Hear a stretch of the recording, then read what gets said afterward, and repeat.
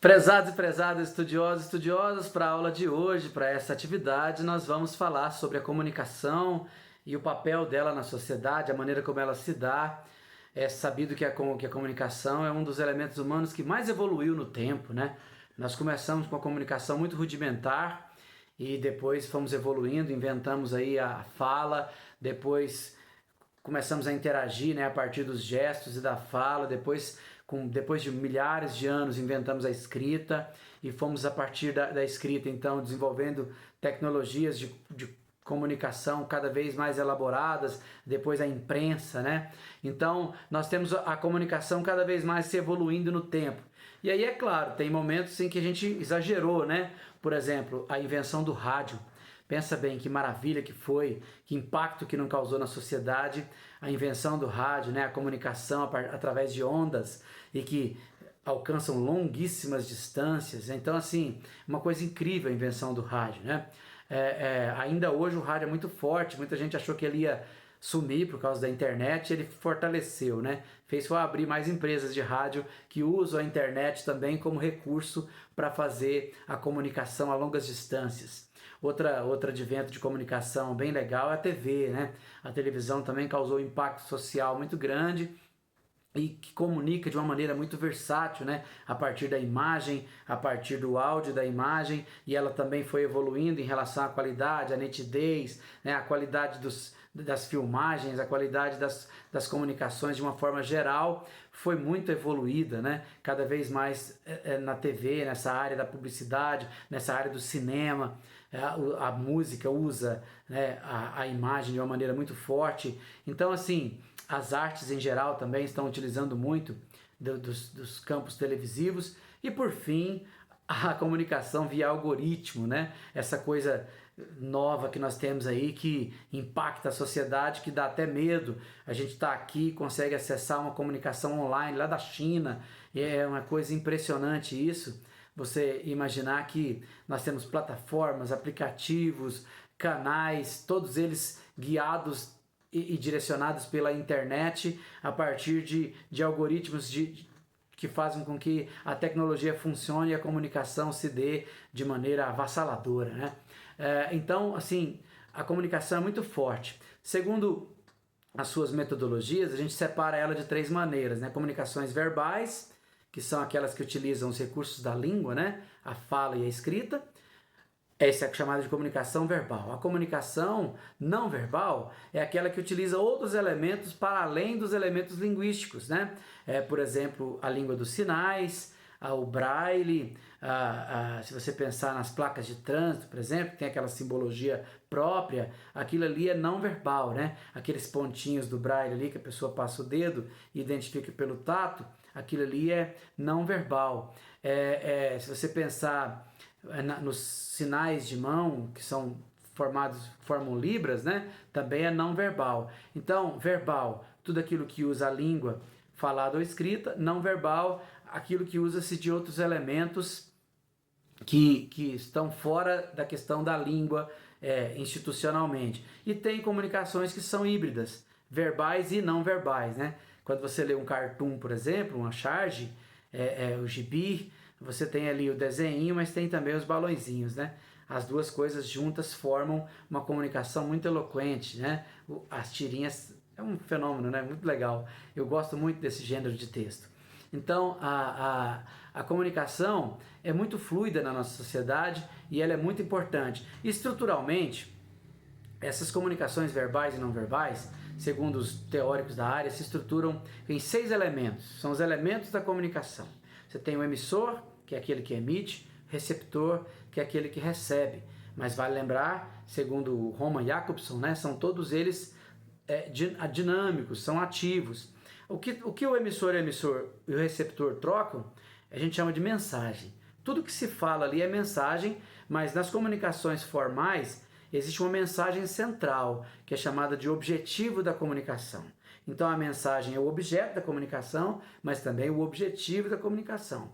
Essas mensagens, elas transitam e acessam uns aos outros, né, emissor e receptor, por meio dos 5 sentidos: visão, audição, olfato, paladar e tato.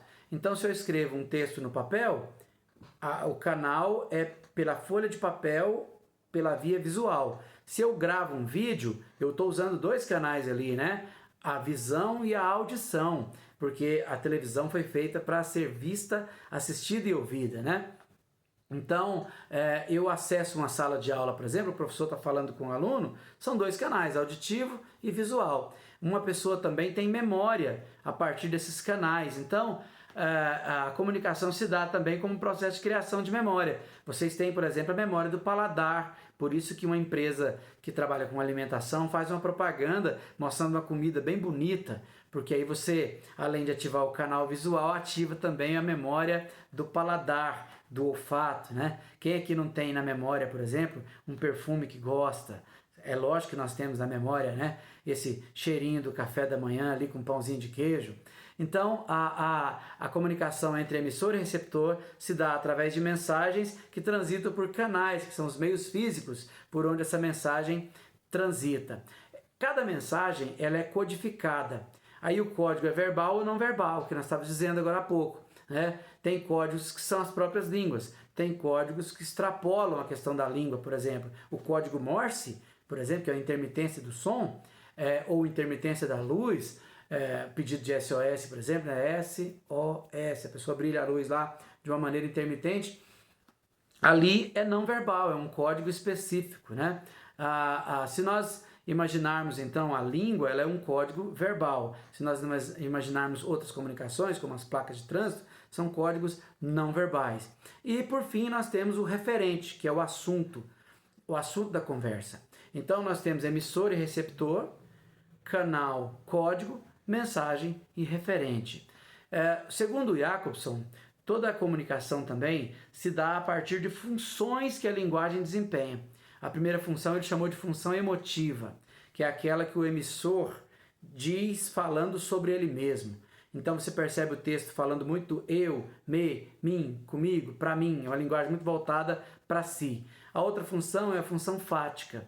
É uma função que não é comunicativa, mas ela é uma função que prepara a comunicação que ainda vai começar. Quando eu vou falar ao telefone com alguém, eu fico ali, né? Alô, oi, tudo bem? Beleza? Legal? E aí, certo? Aí depois é que a comunicação conversa. O tema, na verdade, começa depois, né? No meio da comunicação também, o professor fica explicando, aí fica dando pausa na comunicação para falar, certo? Ok? Entendeu? Beleza? Isso tudo é função fática. Outra função é a função das explicações. A gente chama de função metalinguística. Quando eu defino alguma coisa, quando eu conceituo alguma coisa, quando eu explico alguma coisa, eu uso um fenômeno chamado metalinguagem. É a língua explicando ela mesma. Se você vai no dicionário, na enciclopédia, nas aulas, nos textos didáticos, nas palestras, a função metalinguística predomina, né? Ela é muito forte nesses tipo de comunicação. Outra função é a função referencial, que é aquela função objetiva, mais direta ao tema, mais direta no referente. O jornalismo, por exemplo, faz muito uso dela, principalmente os âncoras, né, que apresentam o jornal. Eles não desenvolvem nada, eles fazem uma fala mais objetiva, mais direta ao tema. A outra função é o contrário da referencial, é a função poética, que é quando eu elaboro a comunicação, enriqueço a comunicação por um vocabulário mais elaborado, por uma forma mais elaborada de dizer, certo? E não só na poesia, mas nos discursos em geral. Quando você percebe a pessoa se esforçando para encadear um som melhor, para encadear um vocabulário melhor para comunicação oral ou escrita, a gente chama de função poética. E por fim, a função conativa, que é a função de persuasão, que é quando o emissor quer mudar a cabeça do receptor, fazer com que ele pense algo que ele quer que o outro pense. Então, os vendedores, pastores, padres, líderes religiosos em geral, os grandes comunicadores, os políticos, fazem muito uso da função conativa, que é uma função de persuasão, para mexer com aquele que está ali sendo interpelado ali no discurso, tá bom? Então é isso, um abraço a todos vocês.